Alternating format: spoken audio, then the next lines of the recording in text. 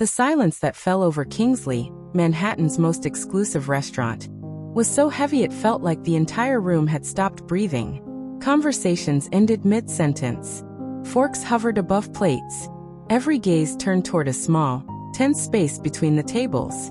There, trembling, stood 10-year-old Lucas Montgomery. His legs were encased in metal braces, his body visibly shaking. Yet despite his fear, he reached out. His hand extended not to his father, or a familiar face, but to Diana Johnson, the restaurant's only black waitress. The grand piano had just begun a soft, gentle melody. Lucas hadn't planned to dance. The impulse came from deep inside. A child's longing for normalcy, for joy, for connection. "Sir, control your son," barked the manager, Mr. Thornton, slicing through the silence. "This is not a dance hall. Our employees are not here to entertain children." Richard Montgomery, billionaire CEO of Montgomery Investments and one of the most powerful men in the country, felt his throat tighten. This was the first time he had brought Lucas to a restaurant since the accident 2 years earlier. The one that left his son partially paralyzed. This night was supposed to be about trying again, about healing, but now it felt like a mistake. "Lucas, sit down." His voice was low, sharp, and absolute. But Diana didn't move. She glanced at Thornton, then at Richard, and finally at Lucas, whose small hand still hung in the air, patiently waiting. In her 5 years working at Kingsley, Diana had learned how to disappear, how to be invisible, especially to the likes of Richard Montgomery. "My shift is over," she said, her voice calm and clear. She untied her apron, folded it over her arm, and set it on a tray. Then, to everyone's astonishment, she turned back to Lucas, smiled gently, and said, "I can't dance in an apron." Gasps flared across the room like sparks on dry wood. Richard stood up. "What do you think you're doing?" Diana met his gaze without flinching. "I'm accepting an invitation, sir." Before anyone could intervene, Lucas took a halting step. The metal brace on his leg scraped loudly across the floor. His movement was slow and painful. But Diana didn't try to help. She simply walked beside him, adjusting her own pace to match his. "She's going to be fired tomorrow," someone whispered at a nearby table. Richard watched frozen. He couldn't speak. He couldn't even move. A memory surged to the surface. His late wife, Elizabeth, dancing with Lucas in their living room. "It's not about perfection," she had said with a smile. "It's about connection." And now, as Lucas led Diana through 3 awkward, brave steps, something changed in the boy's eyes. The fear began to fade. In its place was focus, then pride. For the first time in 2 years, he wasn't being pitted or guided. He was leading. "Mr. Montgomery," Thornton said quietly, nervously, "this will never happen again. She'll be properly disciplined." Still, Richard said nothing. Every person in the restaurant sat frozen, waiting for him to act. Everyone knew a man like Richard Montgomery had the power to ruin someone's life with a single word. But he said nothing. Diana gently led Lucas back to his table. "Thank you for asking me out," she said softly, her tone formal and respectful, as if speaking to an adult. "It was an honor." As she turned to walk away, Richard called out, "Wait." His voice was different, lower, almost broken. "What's your full name?" "Diana Johnson, sir." He repeated it slowly, as though memorizing it. Then he reached into his jacket and handed her a business card. "My office. Tomorrow, 10 a.m. Everyone in the restaurant held their breath. Diana took the card without a word. Her face remained composed, but her hand trembled slightly as she slipped the card into her pocket. As she walked away, Lucas looked up at his father and asked, "Dad, why did you do that?" The question was simple, honest, and it hit Richard like a punch to the gut. For the first time in years, he didn't just see his son as a patient or a burden. He saw a full, complex human being. A child with feelings, with desires, with his mother's spirit still glowing in his heart. And Richard knew in that moment he had been failing him. The rest of dinner was a blur. No one noticed the glance Diana gave before exiting. Not one of fear, but quiet determination. A strength that didn't need words. A calm that hinted she knew her life was about to change. If this story of dignity, courage, and unexpected transformation touched your heart, Don't forget to subscribe to our channel. Sometimes it's not grand gestures that change lives, but small acts of respect and humanity. The next morning, the glass and marble lobby of Montgomery Tower gleamed in the sunlight. Diana stepped through the doors in her best outfit, a navy blue skirt and a white blouse she'd bought on clearance. Around her, executives breezed past in designer suits that cost more than her rent. But she held her head high, because today, she wasn't just a waitress. She was the woman who let a child lead. "Diana Johnson to see Mr. Montgomery," she said, her voice steady as she approached the sleek front desk of Montgomery Investments. The receptionist, a woman in a designer suit with a gaze as cold and clinical as the glass building around her, gave Diana a once-over before making a quick call. "18th floor. Miss Winters will receive you." Inside the elevator, Diana clutched her worn leather purse to her chest. She wasn't nervous, not exactly. What she felt was something deeper, more resolved. A quiet determination forged by years of surviving worse things than a billionaire's boardroom. The doors opened to mirrored hallways gleaming with wealth and power. Miss Winters met her with a firm handshake and a stiff smile. She was in her 40s, sharp-eyed, impeccably dressed, and walked with the air of someone who managed more than just schedules. "Mr. Montgomery is in a conference call," she said curtly. "Follow me." As Diana walked behind her, she could feel the eyes on her. Executives glanced up from their glass-walled offices, clearly puzzled. A black woman walking through the executive suite in a second-hand blouse and discounted skirt was a rare sight here. And rare things always invited questions. "He had you fired, didn't he?" Winters asked suddenly once they were alone in a side room. Diana raised an eyebrow. "It happens. Powerful clients make a call, and people like you lose their jobs." "People like me?" Diana asked, a calm smile forming. "You know what I mean," Winters said, adjusting her glasses.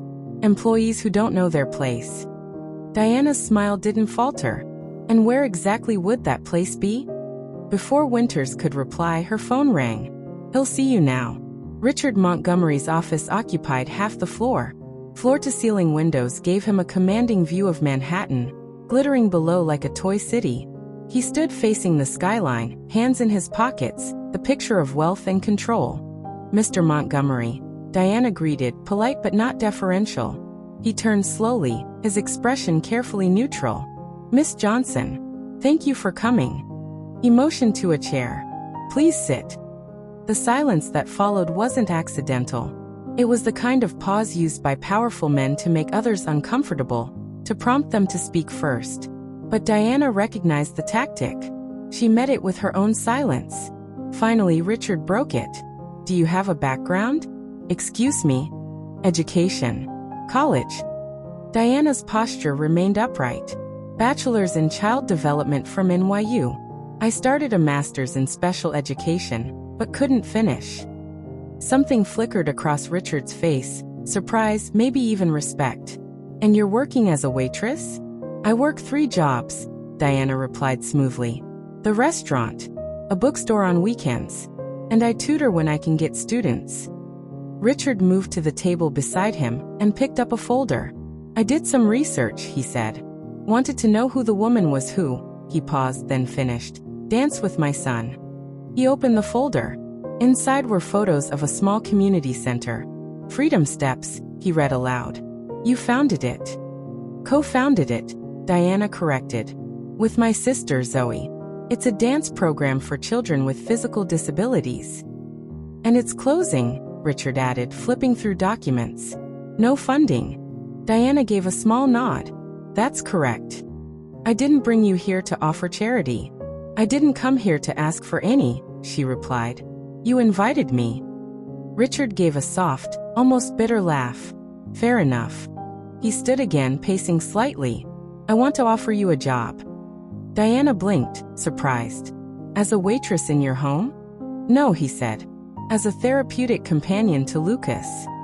The mention of his son made something tighten in Richard's throat. Diana noticed how his eyes briefly lingered on a framed photo on his desk. His late wife Elizabeth, holding a baby boy. "I've hired the best specialists, therapists, doctors, psychologists. But what you did yesterday..." He struggled with the next words. It was the first time I've seen him smile since the accident. It was just a dance, Diana said softly. It wasn't just a dance to him. He walked back toward her, his tone urgent now. I don't want another expert. I want someone who can do what you did, follow, not lead. Diana studied him closely. Beneath the polished exterior, she saw the truth. A grieving, desperate father trying to fix a broken connection with his son. I'll pay you 5 times what you make now, he offered. She stood. No. Richard looked stunned, like a man used to rejection. You're turning down an offer that would solve your financial problems? I'm turning it down out of dignity, Diana said evenly. And because your son deserves better than someone paid to pretend to care. He flushed with anger. Is this about pride? It's about humanity. About understanding that Lucas doesn't need more experts. He needs space to lead his own life. You don't know my son. No, she agreed. But I know children like him. And I know the cages adults build around them. One's made of pity, of money, of control. She stepped toward the door, then paused. I'm not the solution, Mr. Montgomery. But your son already showed you what he needs. You just have to follow his lead. Diana pulled a card from her purse and placed it on his desk. For the community center. If you're truly interested in helping kids like Lucas, that's where to start. And with that, she walked out, not with fear, but with purpose, leaving behind a man who finally saw that power couldn't buy everything. Diana placed a small card gently on Richard Montgomery's pristine mahogany desk. It read, Freedom Steps Dance Program, classes Tuesdays and Thursdays 4 p.m. First class free. You're welcome to bring Lucas. Without waiting for a response, she turned and walked out of the skyscraper, her heels clicking against the marble floor. As she passed Miss Winters, who had clearly been eavesdropping just outside the door, the woman whispered in disbelief. You just turned down an offer from Richard Montgomery. Are you crazy? Diana offered her a calm, knowing smile. Maybe, but I'd rather be crazy than be someone's property. The following Wednesday, Diana stood at the front desk of the Freedom Steps Community Center, organizing supplies and chatting with a parent when her sister Zoe, co-founder of the program, came rushing in. Her hijab slightly askew and eyes wide with disbelief, she leaned in close. There's a Bentley outside, she hissed. You won't believe who's in it. Diana peered through the dusty glass window. Sure enough, the sleek black car sat idling across the cracked pavement. In the back seat was Lucas, looking anxiously through the glass. In the driver's seat sat Richard Montgomery himself, hands gripping the wheel like he was in the middle of a boardroom standoff with himself. He's not coming in, Zoe muttered. Men like that don't come to places like this. But Diana's smile widened, remembering the brief but powerful moment when Lucas had led her through a dance, on his own terms. Don't underestimate the power of a determined son. As they watched, the car door slowly opened. Lucas climbed out carefully, adjusting the braces on his legs. But then, to everyone's surprise, the driver's door opened too. Richard Montgomery stepped out, dressed down in a sweater and khaki pants, but still radiating the aura of a man used to owning rooms. I told you he'd come, Diana said quietly. Zoe stared at her. What did you do? Diana didn't answer. Her eyes sparkled with a quiet confidence, one born of years of vision and planning. Hidden beneath her bed back in her Bronx apartment was a notebook. Handwritten notes, research summaries, personal stories, theories. It was the foundation of a dream. Helping children like Lucas find agency through movement. What Richard Montgomery didn't know, what he couldn't even imagine in his world of private jets and corporate takeovers, was that the waitress who'd accepted his son's dance invitation was also the architect of a program that challenged everything he believed about control, ability, and healing. Freedom Steps operated from a renovated warehouse that still bore its industrial bones. The walls were adorned with handmade posters that read, Your rhythm, your rules, and every move counts. As Richard and Lucas entered, the space buzzed with energy. Children with wheelchairs, walkers, and prosthetic limbs moved freely to the beat of a soft rhythm playing over the speakers. Richard took it all in, visibly unsure. It looks chaotic. There is structure, Diana said, approaching with a clipboard and a smile. It's just not the kind you're used to. She turned to Lucas. Would you like to join in? The boy's face lit up, but he hesitated, eyes flicking to his father.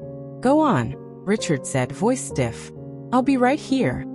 Diana led Lucas toward a group of children experimenting with movement and rhythm, adjusting naturally to each other's pace. As they melted into the group, Zoe approached Richard and offered him a folding chair. "The first day's always the hardest," she said gently. "For the parents, not the kids." "This isn't therapy," Richard said, defensive. "I've hired the best specialists in the country." Zoe tilted her head. "And how's that been working for Lucas?" Before he could answer, the studio door opened and an older woman walked in, leaning on a cane carved with intricate patterns. Her gray hair was braided elegantly, and her presence was commanding. "Dr. Elaine Mercer," Zoe whispered to Diana. "She's here." Richard's eyes widened as the woman greeted several children, and then turned her attention to him. "Mr. Montgomery," she said, calm but pointed. "You've rejected my research proposal 3 times in the last 2 years." "Dr. Mercer?" Richard replied, caught off guard. "I didn't expect to see you here."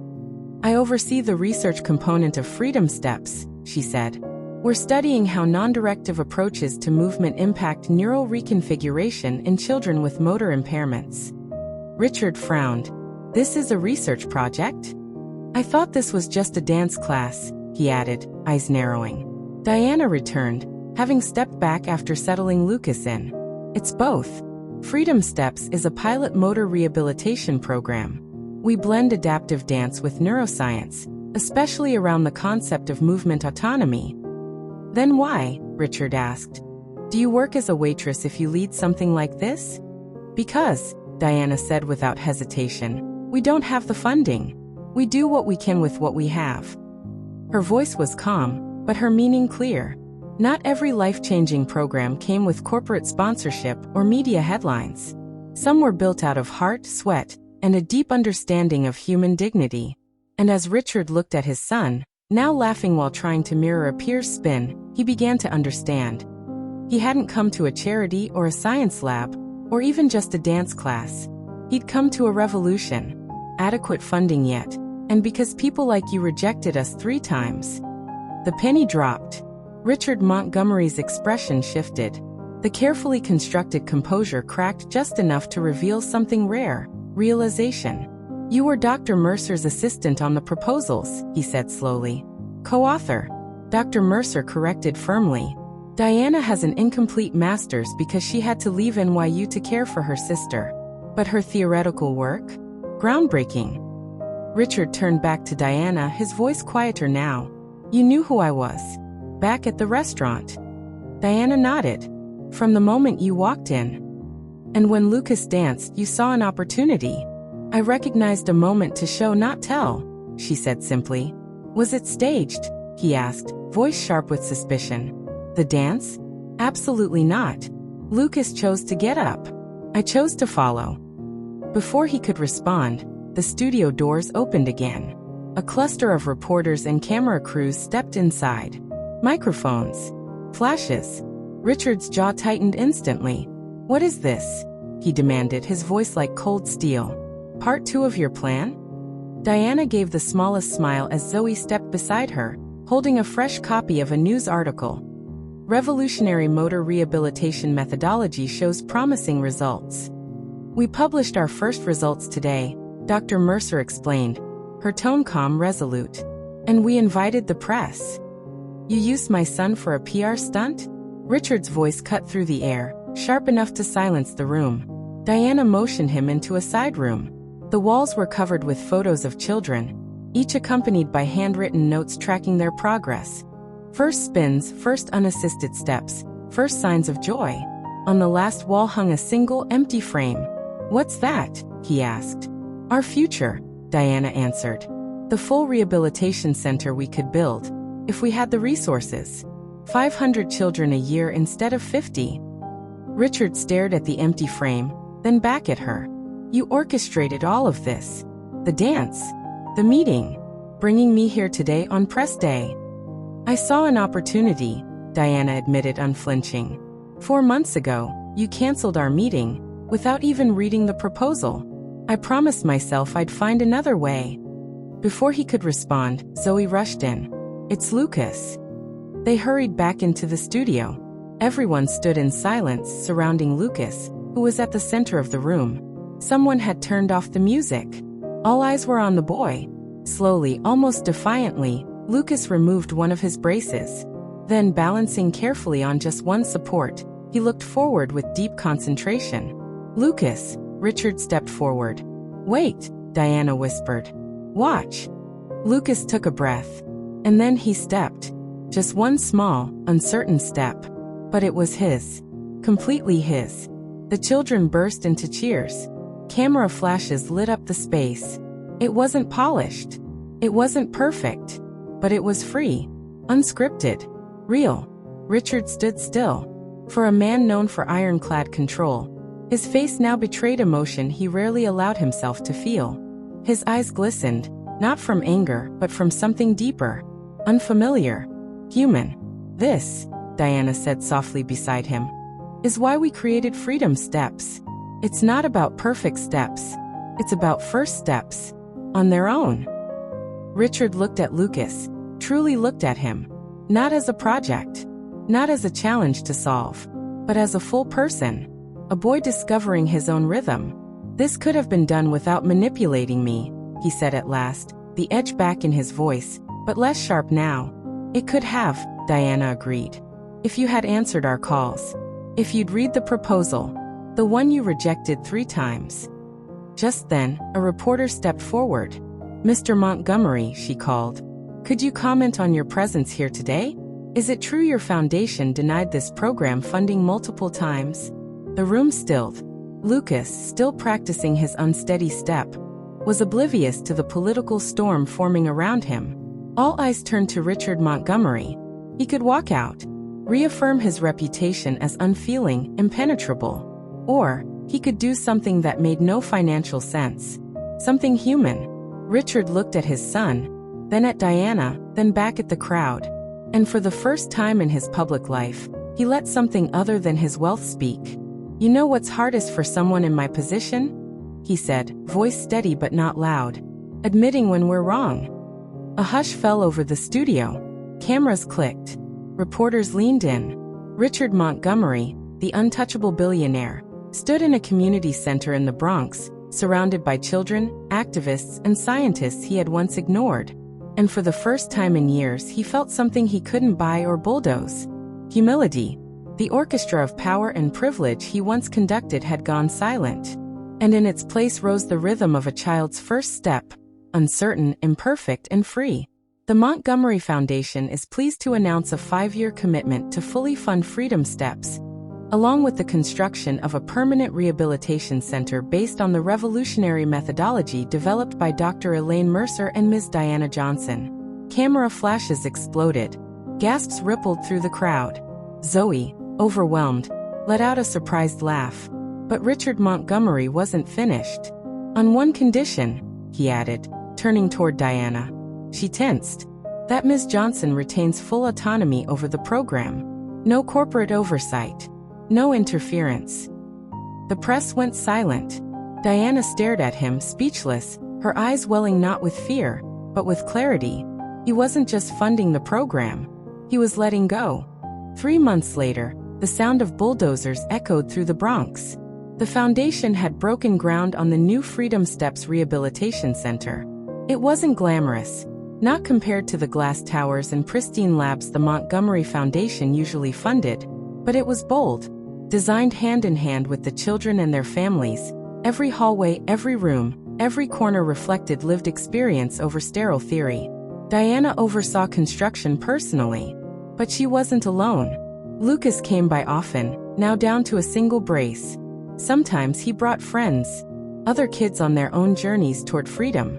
And to everyone's continued surprise, Richard Montgomery came too. Not to command, but to learn. "I never thought you'd actually show up to board meetings," Diana teased one afternoon, pointing at his cluttered desk. Richard rubbed his eyes. In front of him was a scientific journal filled with post-it notes.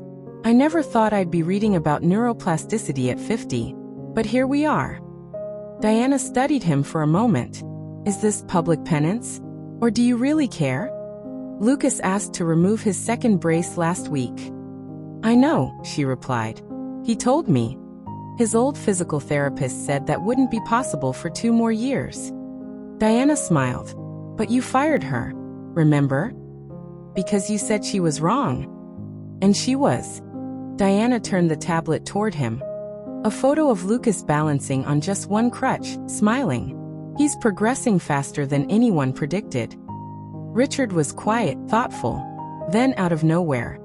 Why did you never accept my apology? Because you never gave one, Diana replied, her voice calm but clear. You redirected resources, changed policies, funded our work. That's not an apology. That's compensation. Richard exhaled slowly. Fair. At the grand opening 6 months later, the contrast to that night in the upscale restaurant was stark. The space was filled with light, music, laughter, and children, dozens of them, moving freely in wheelchairs, with braces, prosthetics, walkers, and bare feet. They spun, swayed, stumbled, and shined. In the center of the room, Lucas, now in a sleek, lightweight brace, led a simple choreographed routine with 3 other kids. His steps weren't perfect, but they were full of purpose. Confidence radiated from him. Richard stood at the back, out of the way, watching, not managing. He doesn't need you to hold him anymore, Diana said, joining him. No, Richard said softly. But he still needs me to be around. That's the difference. He turned to face her. Thank you. For what exactly? For teaching me to follow. A reporter approached. Mr. Montgomery, how does it feel to see your son's progress? Richard looked at Lucas, now helping a younger girl find her balance. Proud. Not just of what he's overcome, but of what he's created for others. And what's been the biggest lesson for you on this journey?